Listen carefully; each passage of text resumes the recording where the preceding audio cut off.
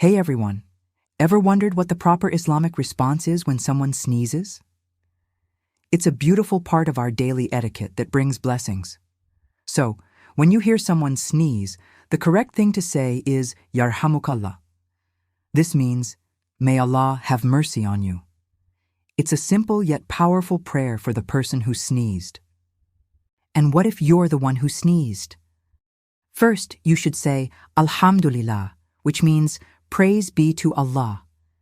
Then, after someone says Yarhamukallah to you, you reply with Yadkumullahu wa yuslihu balakum.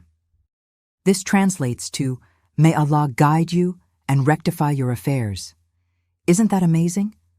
A simple sneeze becomes an opportunity for prayer and blessings between people. It's a beautiful reminder of mercy and guidance in our daily lives. Thanks for watching. Don't forget to like and subscribe for more useful tips. See you next time.